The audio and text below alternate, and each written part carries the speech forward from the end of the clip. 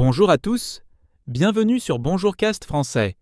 Aujourd'hui, on va parler d'un sujet que tout le monde connaît très bien, les embouteillages.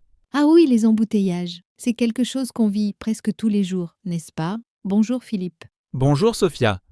Et avant de commencer, je veux poser une question à nos auditeurs. Est-ce que vous êtes peut-être en train d'écouter cet épisode dans votre voiture, bloqué dans un bouchon en ce moment même? Si c'est le cas, dites-le nous dans les commentaires. Haha, c'est possible. Alors Philippe, dis-moi, est-ce que tu as eu des problèmes avec les embouteillages cette semaine? Oh là là!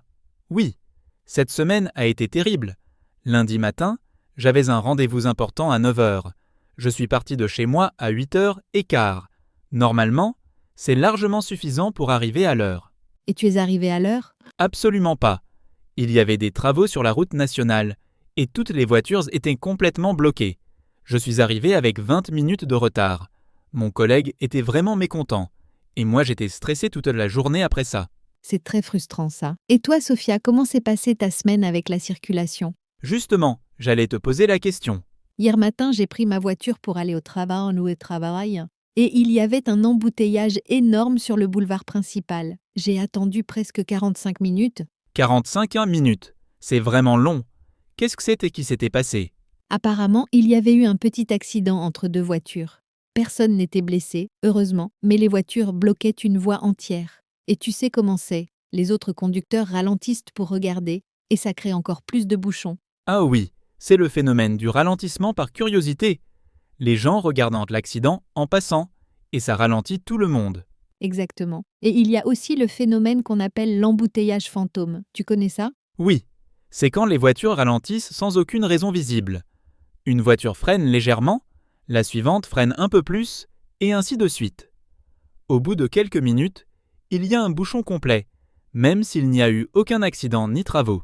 C'est fascinant et frustrant à la fois. Les scientifiques ont étudié ce phénomène, et c'est lié au comportement des conducteurs et aux distances de sécurité. Il y a plusieurs grandes raisons pour les embouteillages. Les travaux routiers, bien sûr. Les accidents. Les heures de pointe le matin entre 7h et 9h. Et le soir entre 17h et 19h. Et les événements spéciaux comme les concerts, les matchs de foot ou les grands marchés. À Paris, par exemple, les embouteillages sont vraiment célèbres. J'ai une amie qui habite en banlieue parisienne, et elle me dit qu'elle passe parfois 2 heures dans les bouchons chaque matin pour aller travailler. 2 heures. Aller et retour. Ça fait 4 heures par jour dans sa voiture. C'est presque une demi-journée de travail. C'est exactement ce qu'elle dit. Elle a calculé qu'elle passe environ 20 heures par semaine dans sa voiture à cause des embouteillages. C'est son deuxième bureau, comme elle dit. Haha, le deuxième bureau. J'aime cette expression. Et est-ce qu'elle profite de ce temps pour faire quelque chose d'utile?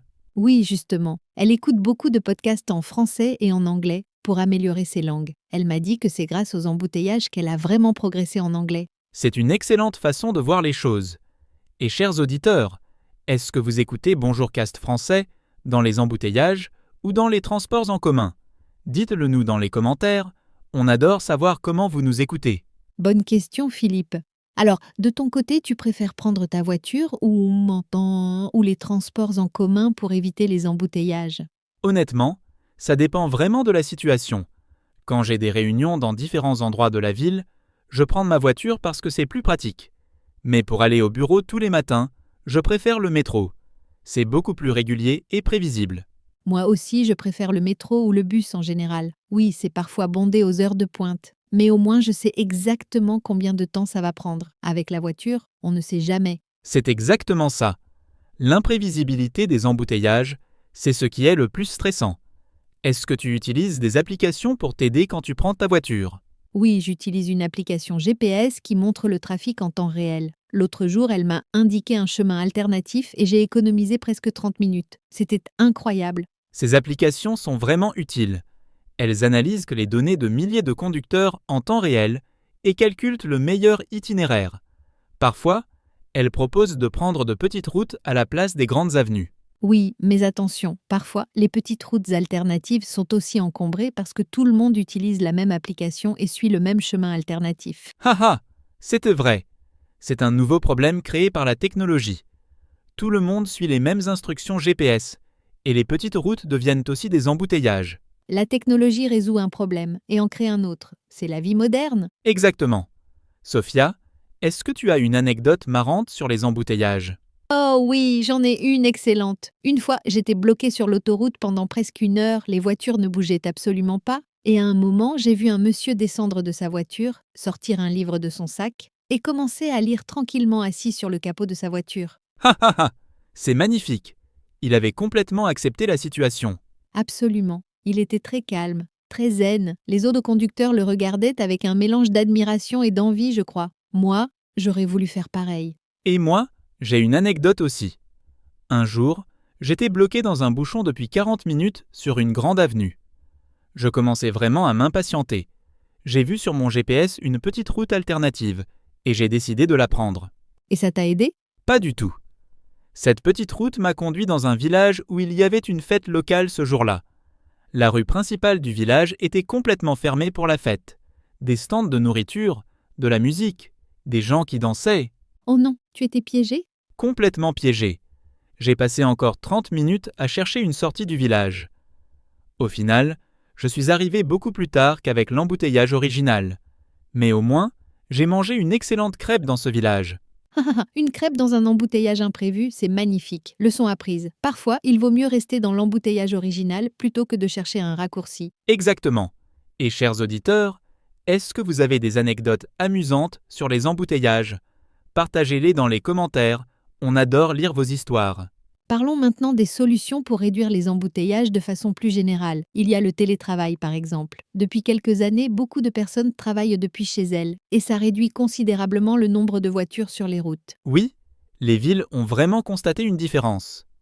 Quand plus de gens travaillent de chez eux, les routes sont beaucoup plus fluides.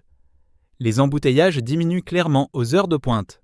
Et pour les personnes qui ne peuvent pas faire du télétravail, il y a le covoiturage. Partager sa voiture avec des collègues qui habitent dans la même direction, c'est économique, c'est bon pour l'environnement et ça réduit le trafic. Absolument.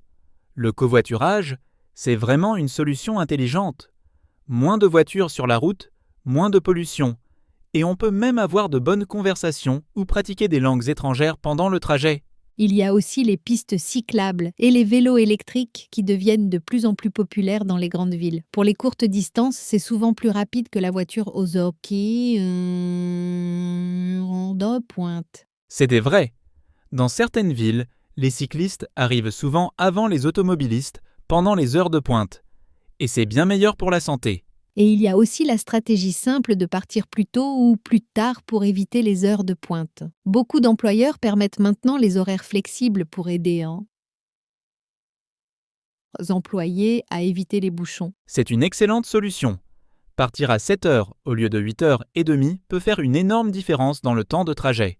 Alors, pour résumer notre conversation d'aujourd'hui, on a parlé des causes des embouteillages, les travaux, les accidents, les heures de pointe, et même les phénomènes psychologiques comme l'embouteillage fantôme. On a aussi exploré les solutions, les transports en commun, les applications GPS, le covoiturage, le télétravail, les vélos électriques et les horaires flexibles. Et on a partagé quelques anecdotes amusantes sur nos propres aventures dans les embouteillages. Et chers auditeurs, n'oubliez pas de répondre à nos questions dans les commentaires. Est-ce que vous écoutez ce podcast dans les transports? Quelle est votre stratégie préférée contre les embouteillages? Et avez-vous une anecdote marrante à partager? On a hâte de lire vos réponses. Et si vous avez aimé cet épisode, n'hésitez pas à vous abonner à Bonjour Cast Français pour ne manquer aucun épisode. Votre soutien nous aide beaucoup. On vous donne rendez-vous très bientôt pour un nouvel épisode. D'ici là, continuez à pratiquer votre français dans tous les moments de la journée, même dans les embouteillages. Bonne journée à tous et surtout, bonne route. À très bientôt sur Bonjour Cast Français. À bientôt.